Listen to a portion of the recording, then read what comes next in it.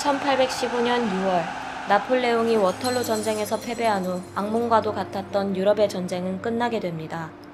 프랑스 혁명, 나폴레옹 전쟁은 직간접적으로 당시 유럽인들에게 많은 영향을 미치게 되는데요. 공포와 트라우마, 가난, 우울함, 새로운 사상, 평범하지 않은 영감. 당시 낭만주의 예술가들에게도 많은 영향을 주게 됩니다. 나폴레옹이라는 절대 권력자의 몰락을 보고 인생무상을 표현한 퍼시 셸리의 오지만디아스는 영화 에이리언 커버넌트 소재로도 사용될 만큼 현재에도 사랑받고 있습니다. 1816년 4월 당대 유명한 천재 낭만주의 문학가인 바이런은 영국의 삶의 환멸을 느끼고 스위스 제네바로 향합니다. 1815년 의학 박사가 된 폴리도리 역시 바이런의 개인 주치의로서 유럽 여행에 동행합니다. 그리고 5월 디오다티 별장에서 퍼시, 메리, 클레어를 만나게 되고 뮤지컬 메리 셸리가 시작됩니다.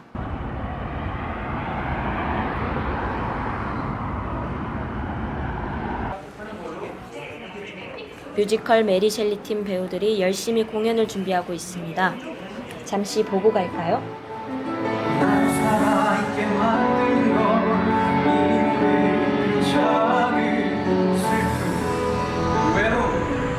온몸을 깨우는 감정이 느껴 우리는 모두 고통으로 가야만 느낄 수가 있어. 폴리, 아편을 더 가져와 빨리. 당시 아편은 가정집에서도 흔히 사용되던 의약품으로 중독과 위험성을 인지하지 못하던 시대였습니다. 이름이 같다는 것도 싫어요. 그럼 나는 너를 이렇게 부를래. 생명 아니면 죽음, 사랑 아니면 나의 언어, 나의 노래, 나 처음으로 살아있다고. 자유로운 영혼을 가진 이상주의자들이 이 시대의 낭만주의자들인데요. 전쟁의 영향으로 보수화되어가는 시대에 반발해 이상주의를 지키려 했던 젊은 낭만주의자들 중 한 명인 퍼시 셸리는 자유사상가인 메리 아버지의 영향을 받아 제자가 되고 그 후 메리와 사랑에 빠지게 됩니다.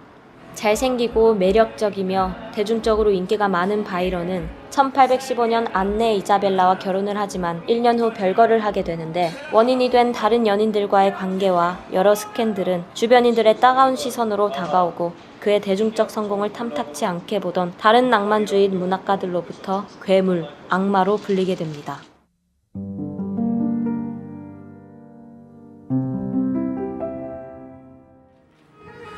내가 전혀 모르는 세계. 남들과 다른 생각을 할 수 있다는 건 동경의 대상이 되기도 하지만 때론 두려움의 대상이 되기도 합니다.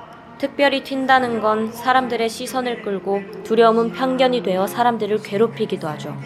전쟁 후 안정을 찾아가려는 시대라면 특히 더 그럴 텐데요. 경직된 사회일수록 변화를 두려워하게 됩니다. 그리고 두려움은 공포가 되고 새로운 것보단 익숙한 방법을 선택하기 쉽게 되죠. 집시적 공연에서 본 죽은 개구리를 움직이게 하는 갈바니즘 현상은 메리에게 엄청난 정서적 충격을 주게 됩니다. 죽은 자가 다시 살아날 수 있다는 상상은 악몽이 되어 메리를 괴롭히고 두려움에 퍼시와 함께 있고 싶어 하지만 퍼시는 젊은 작가들의 선망의 대상인 바이런과 친분을 쌓는 일에 몰두합니다. 그날 밤 메리는 닥터 폴리에게 악몽에 대해 털어놓게 되고 폴리는 인간이 과학적으로 되살아난 예는 없다는 말로 위안을 줍니다. 닥터 폴리도리. 그는 작가 지망생으로 바이런을 찾지만 바이런의 인정을 받지 못합니다. 폴리는 바이런의 문화생이 아닌 의사로서 그의 곁에 남는 선택을 하게 됩니다. 그 괴물 이야기를 쓰고 나면 자유가 있을까 싶어서요.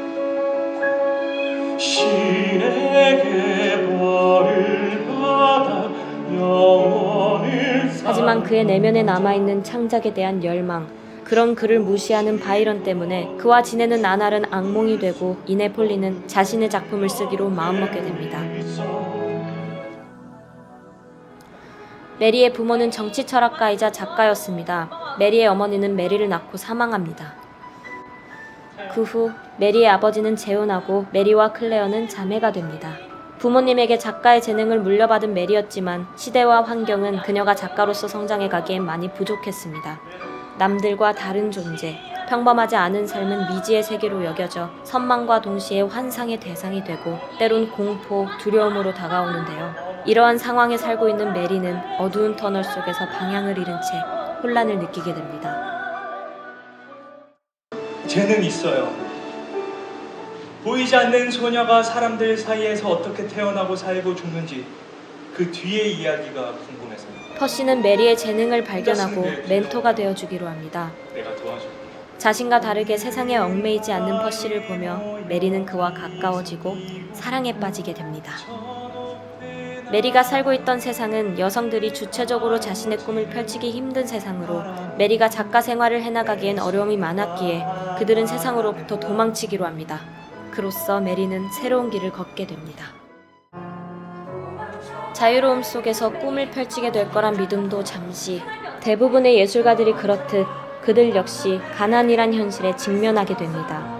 퍼시는 최선을 다해 그들을 보살피고 이끌어가려고 하지만 개그로서의 떠돌이 생활을 쉽게 벗어나진 못합니다. 클레어는 낭만적인 사랑을 꿈꾸며 사는 당시의 보통 여성인데요.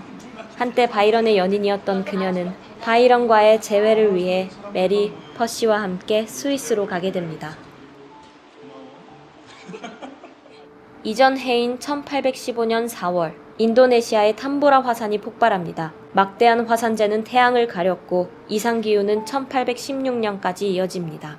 이러한 추운 날씨와 폭우로 인해 유럽에 기근이 발생하게 됩니다. 1816년은 훗날 사람들로부터 여름 없는 해로 기억되게 됩니다. 1816년 여름, 스위스의 디오다티 별장에선 공포문화 클럽이 결성됩니다. 디오다티 별장에서의 생활은 메리에게 많은 영감을 주었고 훗날 프랑켄슈타인 소설 속 소재로도 많이 사용하게 됩니다. 여러분들이 프랑켄슈타인의 내용을 알고 있다면 뮤지컬 메리 셸리의 삶 속에서 소설 프랑켄슈타인의 흔적을 찾아보는 것도 또 하나의 즐거운 관람 포인트가 되리라 생각합니다. 삶 속에 있어 무엇이 우리를 두렵게 하는가?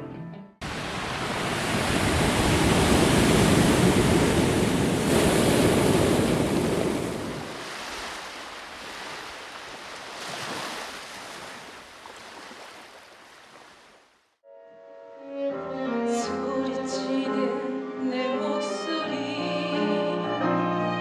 이 책에 겨우 담은 채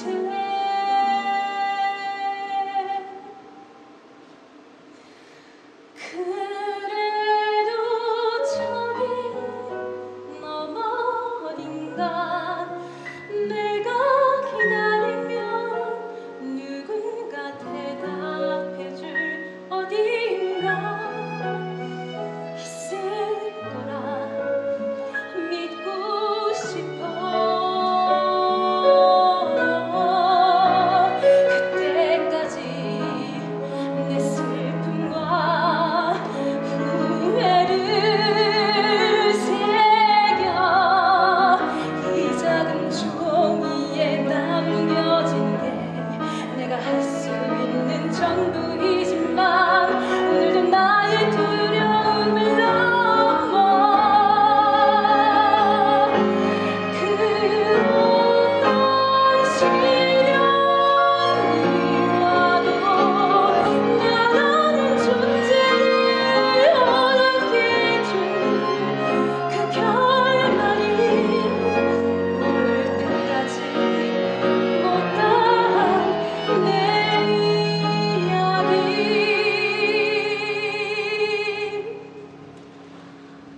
꺼내네 이 비에 젖어도